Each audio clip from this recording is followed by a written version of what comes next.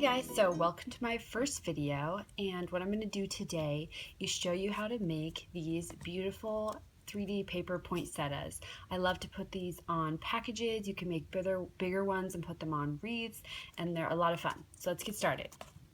What you're going to need is a piece of foam. This can be anything from a mouse pad to a piece of a yoga mat, anything that has that foamy consistency.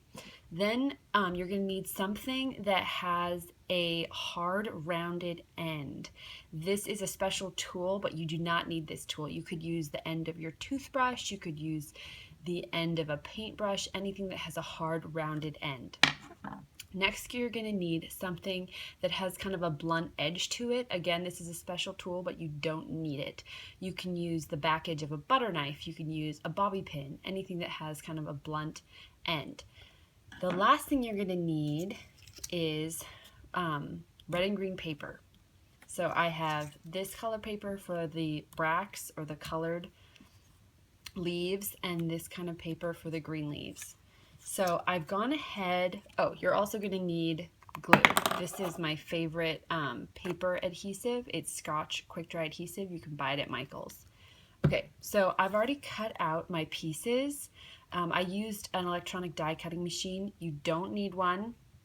You can use scissors. I used to use scissors, and I got this pattern off of a website called www.svgcuts.com, and I'll put a link below so you can see that. So I have all my pieces here cut out, and we will get started. Okay, the first thing you're going to do is you're going to take your leaves or bracts, and you're going to rub it really hard with this tool or whatever you have instead of this tool, and you can see it totally wrinkles it up. You're just going to rub it all over in a circular motion, and it makes it curl, if you can see that.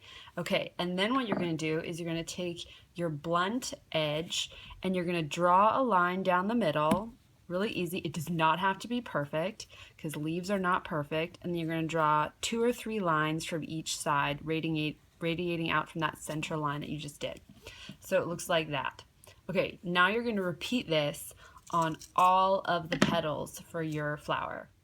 Okay, now that you've done that to all of your petals, then you're just going to flip them all over, and then you're going to glue them together. And you're going to start with this one and then work your way down in size. So you're just going to put a little tiny drop of glue in the center here. It really doesn't take much. And then going to just glue this on kind of offset like that. And then you're going to keep going. Now I'm going to take my leaf layer and I'm going to do the exact same thing to this as I did to my petals, embossing them and then drawing some veins. Now I've embossed my leaves and I glued them onto the back offset from the bottom layer of bracts, and then the last step is to do my center. There's a lot of different things you can do for the center. You could put a button on there, you could put a rhinestone on there, you could glitter this piece of paper. I'm going to do the same thing I did on this one, which is make it kind of fuzzy so it kind of looks like the actual center of a poinsettia. So how I'm going to do that is I'm going to take a scrap piece of paper, put this on top, and then cover it with glue, just however I can get it on there. And then what I'm going to use something called Flower Soft. This is a product, it's kind of similar to the stuff they use in model railroads for like grass and stuff, but I got this at the craft store, and it's just fuzz, and so I'm going to just kind of glop it on there and squish it. The technical term, and make a total mess. I've waited a few minutes for it to dry, so it's dry now. I'm going to put the excess back in my container, but meanwhile I'm just going to put a dot of glue in the middle of my flower and glue this right in the center, just like that. And that's it. Now you have a beautiful poinsettia flower that you can use in a variety of ways for your Christmas.